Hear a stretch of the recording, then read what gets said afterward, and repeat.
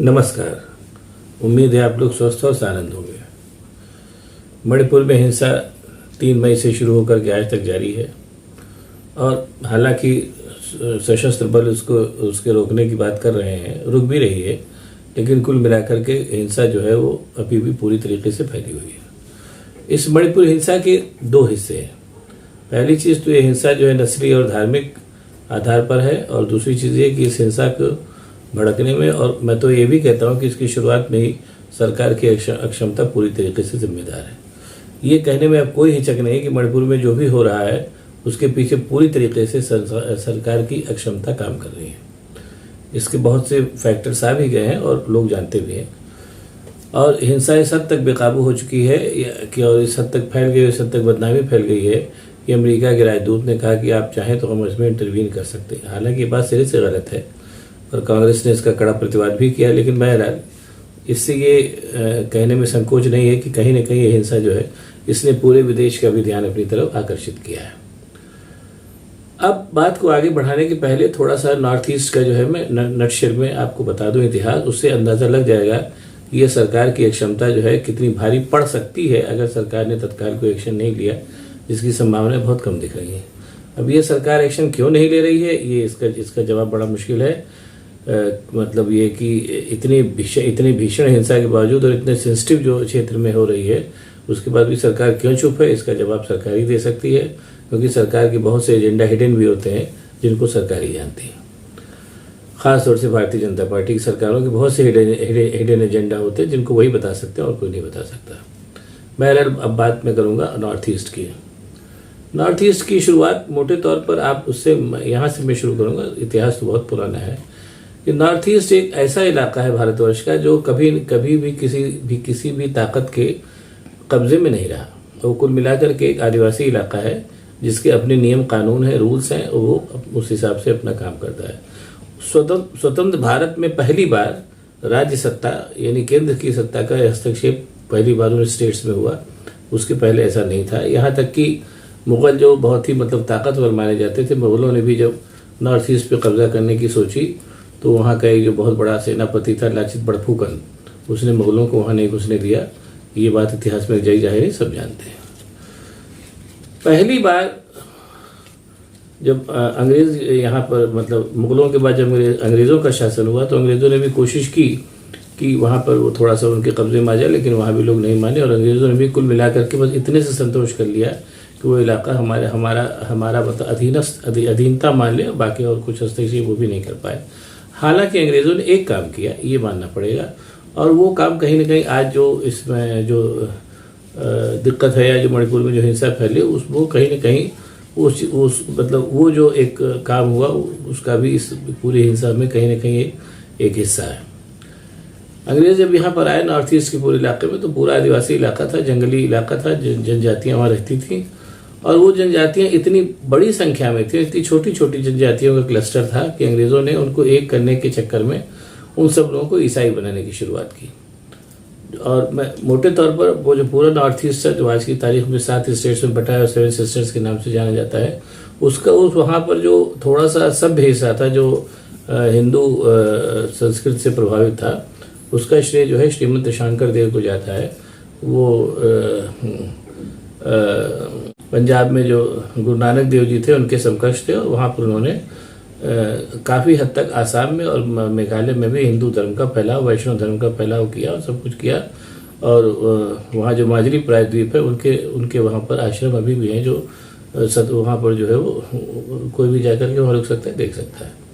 उसके अलावा इतना हिस्सा यानी आसाम का और मेघालय का कुछ हिस्सा जो वैष्णव धर्म में दीक्षित हो चुका था, उसके अलावा बाकी सब वहाँ जनजातियाँ थी जिनको सभ्य बनाने के क्रम में, या जो भी कह लीजिए, अपने उसमें प्रभाव क्षेत्र में लाने के चक्कर में अंग्रेज़ों ने वहाँ पर ईसाई धर्म फैलाना शुरू किया। आज की तारीख में आप वहाँ जाएंगे उस इलाके में तो आप देखेंगे कि ईसाई धर्म का बड़ा प्रभुत्व है वहाँ पर, और बहुत बड़ी संख्या में वहाँ चर्च है, जिसमें से बहुत से चर्च अब की हिस्सा में जलाए भी गए और मंदिर भी जलाए गए। ये एक फैक्टर है। अब उसके बाद दूसरी जो वहाँ से जो चीज़ें फिर से शुरू हुई वो ये हुआ कि जब अंग्रेज़ भारत से चले गए तो उस समय तक भी नॉर्थ ईस्ट में कुल इतना हो चुका था कि वहाँ काफ़ी बड़ी संख्या में ऊपर के हिस्से में वैष्णव धर्म था और बाकी हिस्से में ईसाई धर्म फैल चुका था। ईसाई धर्म फैल तो गया था, लेकिन ऐसा नहीं कि जब जनजातियां उन्होंने अपना कल्चर छोड़ दिया था। वो कल्चर अपने भी था, लेकिन वो धर्म के नाम पर ईसाई मानी जाने लगी। ये तो यहाँ पर ये हिस्सा रुका हुआ था। और उसके बाद फिर जब भारत आज़ाद हुआ तो जो नॉर्थ ईस्ट उसको मिला, वो फिर भारतवर्ष ने पहली बार वहाँ पर डायरेक्ट हस्तक्षेप करना शुरू किया और चीज़ों को संभालना शुरू किया। वो एक बड़ा ही मतलब लंबा और मुश्किल काम था। और उसको काम लंबा और मुश्किल इसलिए भी था कि चीन जो था उसकी मतलब चीन की विस्तारवादी नीति सभी परिचित हैं। अभी भी अरुणाचल प्रदेश में अपना दावा करता है। उस जमाने में ये था कि जो नॉर्थ ईस्ट में जो उपद्रव होते थे, वो जो अभी 90 तक लगा काफ़ी बड़ी मतलब व्यापक पैमाने पर होते थे। अब कुछ शांति है पिछले 20 सालों से करीब। वो सारे उपद्रवों को चीन जो था वो एक तरीके से अपनी सहायता देता था, हथियार से और पैसे थे। और उसका जो मंशा थी चीन की, वो थी कि जो चिकन स्नेक है ऊपर सिक्किम और उसके बगल में भूटान, इस पे कब्जा करके वो नॉर्थ ईस्ट को पूरे हिंदुस्तान से अलग करके उस पर कब्जा करना चाहता था। इस पूरे सिनेरियो में इंदिरा गांधी ने बहुत ही काफ़ी कुछ तो पंडित नेहरू भी कर गए थे, लेकिन वो उतना नहीं कर पाए थे जितना इंदिरा गांधी ने किया। इंदिरा गांधी ने पूरी तरीके से अपने 16-17 वर्षों के शासनकाल में नॉर्थ ईस्ट को कंसोलिडेट किया और जो कुछ भी वहाँ पर विद्रोह हो रहे थे उनको सबको उनसे बहुत निपटी। मिजोरम में विद्रोह था और अब नागालैंड में विद्रोह था। ये सब सारे विद्रोह थे जिनसे इंदिरा गांधी बड़ी सफलतापूर्वक निपटी।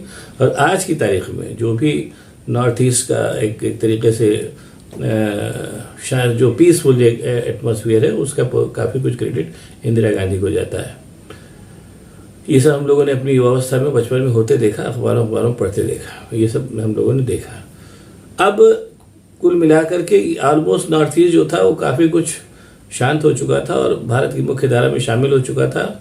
और उसमें इंदिरा गांधी ने एक जो सबसे बड़ा काम किया, जिसका जो कम लोगों को मालूम होगा ऐसा नहीं है, वो ये था कि उन्होंने सिक्किम और भूटान पर एक तरीके से कब्जा कर लिया। सिक्किम पे कब्जा करके उन्होंने उसको भारत का राज्य बना दिया और भूटान को प्रोटेक्टेड स्टेट बना दिया। इससे लंबे समय से चीन की जो वो विस्तारवादी नीति थी कि सिक्किम और भूटान पे कब्जा करके चिकन स्नेक की तरफ से वो नॉर्थ ईस्ट पे कब्जा करना चाहता था, ये चीज़ उसकी मंशा धरी की धरी रह गई। और उसके बाद से ही चीन ने नॉर्थ ईस्ट में हस्तक्षेप करना बंद किया। उसका नतीजा हुआ कि आज की तारीख में जो नॉर्थ ईस्ट है वो काफ़ी शांत मात्रा में शांत और देखा जाएगा। अब बाद में किन वजहों से कहीं न कहीं अब जो है वो मणिपुर में इस समय जो हिंसा है वो अब कहीं, जैसा मैं कह चुका हूँ कि वो हिंसा जो है पूरी तरीके से राज्य की अक्षमता की वजह से, राज्य से मेरा मतलब केंद्र सरकार से की वजह से वो हिंसा फैली।